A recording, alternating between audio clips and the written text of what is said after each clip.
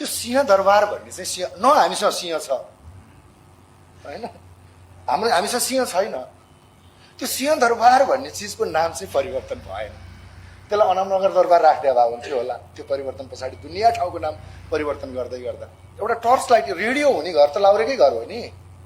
सुकिलो कपडा त लाउरेकै घरमा अथवा त्यही अहिले मैले भने वर्गमा हो नि थियो र सुकिलो कपडै थिएन 80 वर्ष अगाडि। मैले अस्ति एउटा कता हो सार्वजनिक मञ्चमा एउटा कहाँ कार्यक्रममा भनेको थिएँ, आज मैले दोहोऱ्याउनु मन लाग्यो, त्यो त्यति कता रेकर्ड पनि छैन होला। परिवर्तन पछाडि सबै ठाउँहरूको नाम परिवर्तन भयो। सुनौ है अब एयरपोर्टहरू कहाँ नाम परिवर्तन भयो। त्यो सिंहदरबार भन्ने चाहिँ सिंह न हामीसँग सिंह छ होइन, हामीसँग सिंह छैन। त्यो सिंहदरबार भन्ने चिजको नाम चाहिँ परिवर्तन भएन।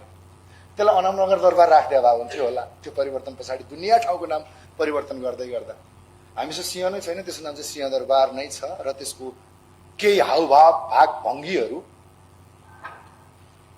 त्यो भाषा जस्तै छ। अहिले तिमीहरूको सङ्ख्या पुगेको छ, जे गरे पनि हुन्छ। जे फेर्नुपर्ने छ फेरौँ है, जे फेर्नुपर्ने छ फेर।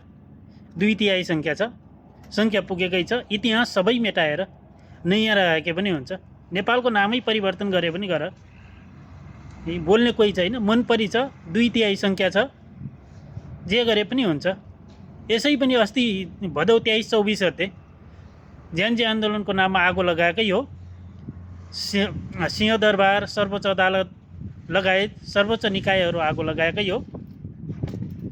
यसै मानव अधिकार आयोगको प्रतिवेदनले नै भनेको छ, सुदन गुरुङले आन्दोलनको नेतृत्व गरेपछि आन्दोलन उग्र बनेको भनेर। तिमीहरूको 2/3 छ, यस्तो बेला बोल्ने कोही छैन। मनपरी छ, जे हुन्छ। सिंहदरबारको नाम फेरे पनि फेर, जे गर्नु छ। देशकै नाम फेरे पनि फेर।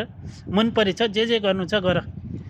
मनपरी छ, गरौँ फेरौँ, नाम फेर, जे गरे पनि हुन्छ।